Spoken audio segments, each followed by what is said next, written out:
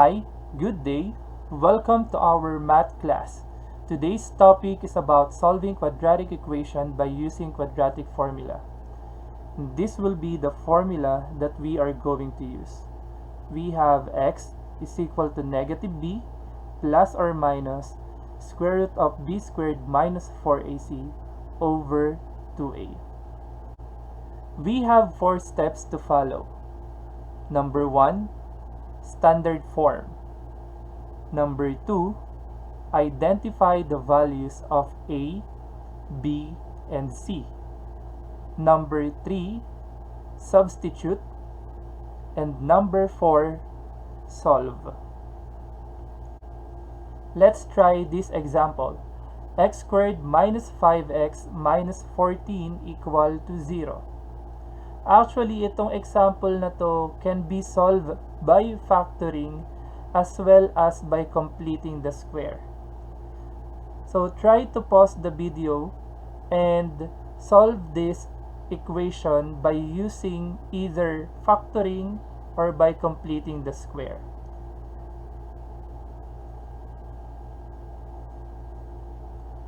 Okay, ngayon may sagot na kayo, and then later on tingnan natin kung magiging pareho tayo ng magiging sagot kahit ang gagamitin natin ay yung quadratic formula.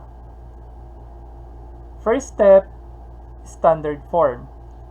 Well, in our case, naka-standard form na yung ating given, so we have to skip that. Second step is to identify the values of a, b, and c.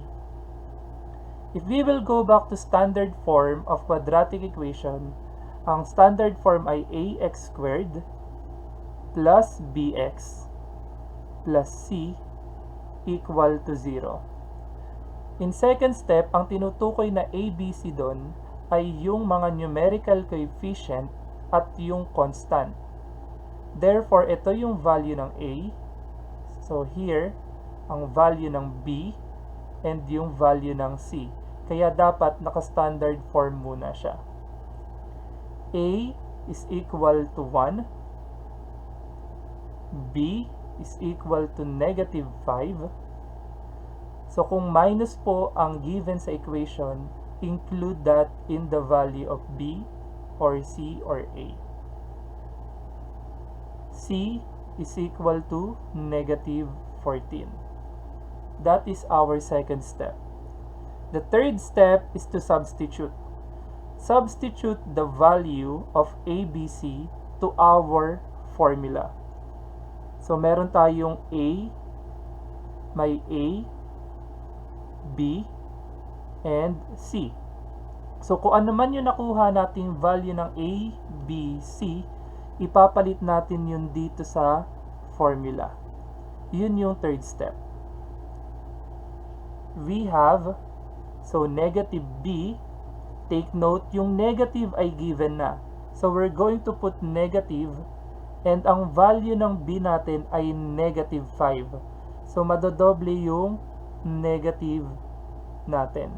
So negative, yun yung negative, at ang value ng B natin ay negative 5. So kaya naging negative times negative 5. Plus or minus, we have b squared negative 5 squared minus 4, and ang value ng a natin ay 1 times 1, and ang value ng c natin ay negative 14 all over 2a times 1. So 2a, so 2 times 1. So that is our third step. The fourth step is to solve or simplify. So lahat ng to isi-simplify natin. Okay. Ngayon, for beginners, mukha siyang mahirap dahil ang daming number, ang daming sign, may square root pa, meron pa sa ilalim. Para lang tong magulong kwarto.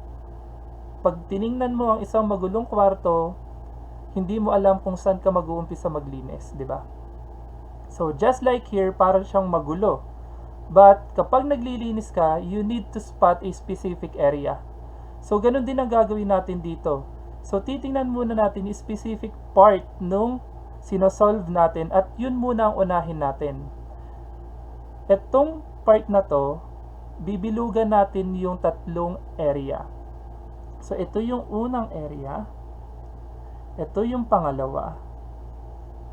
At ito yung pangatlo. Ngayon, ang gagawin natin, iisa-isahin muna natin sila.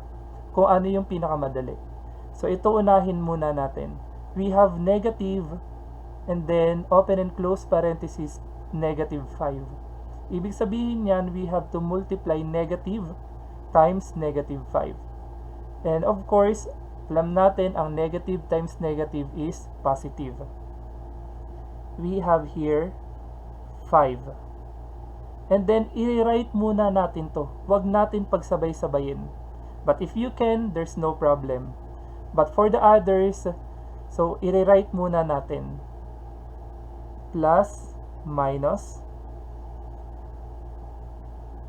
square root of negative 5 squared, minus 4, times 1, times negative 14, all over, simplify na rin natin to. 2 times 1, so 2. Ngayon, kung mapapansin nyo, unti-unti na nating solve yung given. Tapos na tayo dito sa part na to, and then tapos na tayo dito sa part na to. Yan yung tatlong part na kailangan nyo lang isolve. Ang pinakamatrabaho lang dyan ay itong part na to. So, ito na lang i-focus natin ngayon. So, next, we have x is equal to 5 plus minus, we have negative 5 squared, so that will be positive 25. And then minus, isolve muna natin to. 4 times 1 times 14.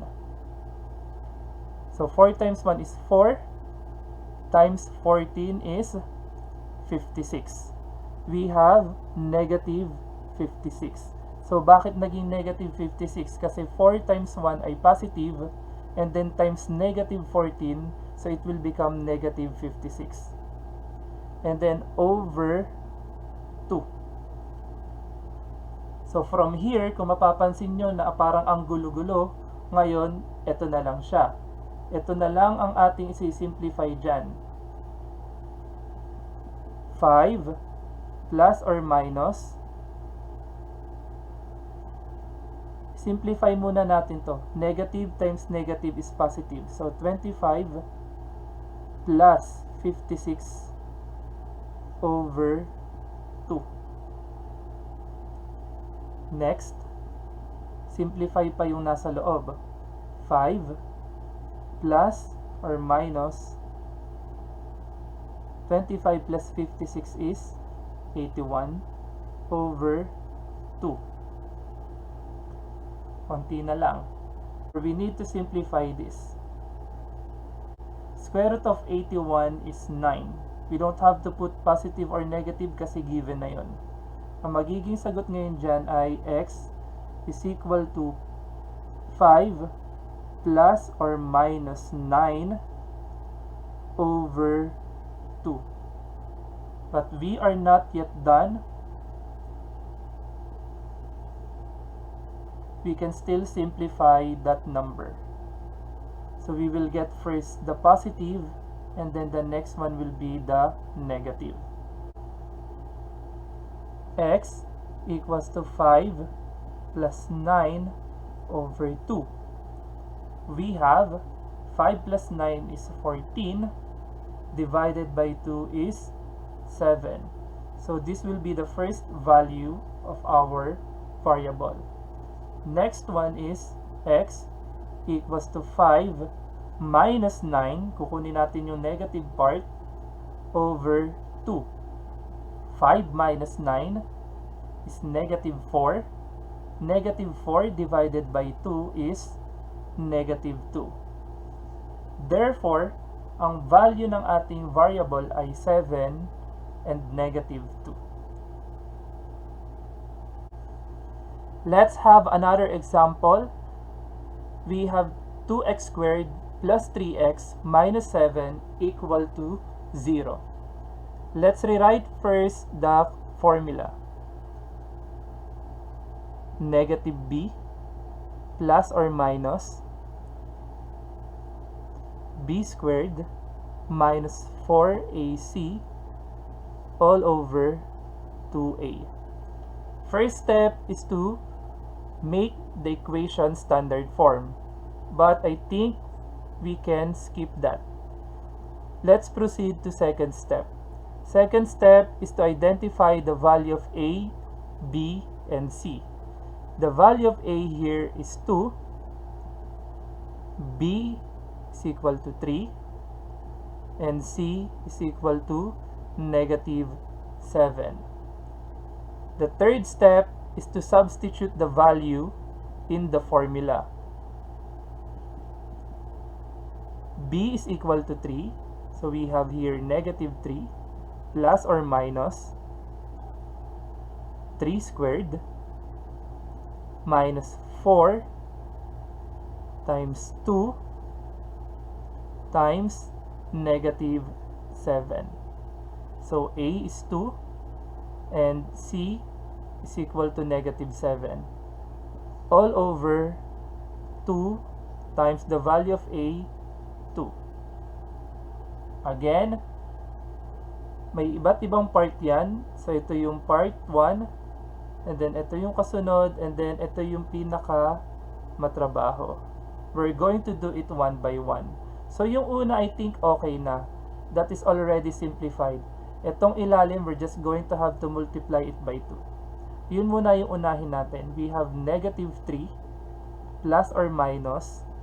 Rewrite muna natin yung nasa loob, 3 squared minus 4 times 2 times negative 7 all over 2 times 2 is 4. Ngayon, tapos na tayo dito sa part na to and dito sa part na to. So we're going to do the next one, yung nasa loob ng radical sign. We have x is equal to negative 3 negative 3 plus or minus square root of, so kunin muna natin yung 3 squared, so which is 9, and then minus, multiply natin yung 4, 2, and negative 7. 4 times 2 is 8 times negative 7 will be negative 56. Negative 56 all over 4. Next is to simplify. Negative times negative is positive. Negative 3 plus or minus 9 plus 56 all over 4. Negative 3 plus or minus, so 9 plus 56 is 65 all over 4. Now, if we're going to take a look at the number inside the radical, or we call this the radicand, hindi siya perfect square. Ngayon, ang gagawin natin, so we're going to rewrite the given. Therefore, ito na yung magiging final answer natin. Or you can expand negative 3 plus square root of 65 over 4, or x is equal to negative 3 minus square root of 65 over 4. So that's it for today. Thank you for watching.